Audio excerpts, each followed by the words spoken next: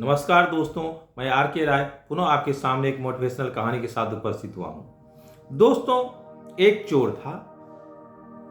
उस चोर को पता लगता है कि एक बगल में जो एक जंगल में एक कुटीर में एक संत रहता है, उसके पास पारसमणि पत्थर है और उसको उस पारस पत्थर को लेने की जुगाड़ में वह चोर उस संत के यहाँ जाकर के काम करने के लिए तैयार हो जाता है, उसका शिष्य बन जाता है। कुछ दिन और हर दिन वह इस चक्कर में आता है कि वह पारस पत्थर वह संत रखा है तो रखा कहाँ है।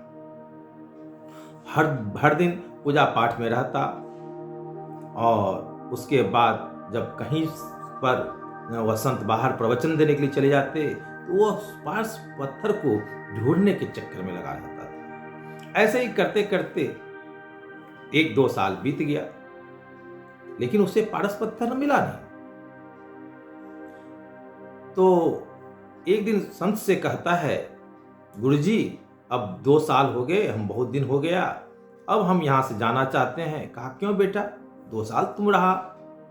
तो गुरुजी सच बात बताऊं, हमने आपके बारे में सुना था जो आपके पास पारस पत्थर है और वह पारस पत्थर लोहा को छू जाने से सोना बन जाता है, लेकिन और आप अमीर आदमी हैं, लेकिन मैंने 2 साल रहा, कहीं से आपको देखने से मुझे नहीं लगा कि आपके पास पारस पत्थर है। संत ने कहा, हाँ बेटा मेरे पास पारस पत्थर है, बात तो सच है, तुमने जो सोचा वह सही है। कहा कैसे? ये तो मैंने आज तक 2 साल रहा आपके पास, लेकिन कहीं नहीं देखा ऐसा। कहा बेटा वो जो लोहा का जो संदूक है उसको तुम खोलो। ये कहता है उसी में पारस पत्थर रखे हुए हैं। चोर कहता है ये सही में ये संत बेवकूफ बना रहा है। पारस पत्थर और लोहा का संदूक संदूक तो सोना का हो जाना चाहिए था, लेकिन अभी तक वो लोहा का बना हुआ है, इसमें पारस पत्थर तो हो ही नहीं सकता है।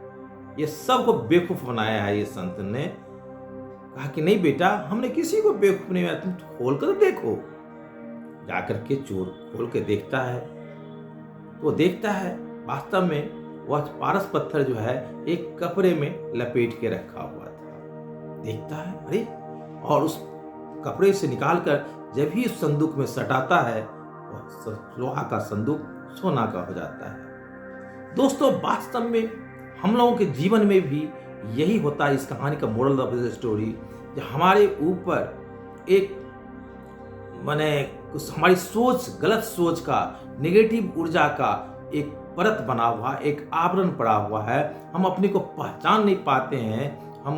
मैं क्या कर सकता हूँ, हम भी भगवान के राजकुमार हैं, हम में भी वही शक्ति है जो एक परमात्मा ने हमें आत्मा के रूप में एक अंश दिया है, लेकिन हम अपने को एक कायर की जिंदगी जी लेते हैं और दुनिया से चले जाते हैं। दोस्तों, अपने को पहचानना, अपनी शक्ति को पहचानना, अपनी सोच को बदल करके दुनिया में कुछ भी कर सकते हैं।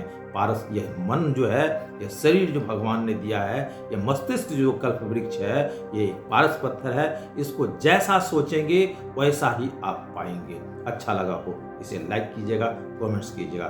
धन्यवाद।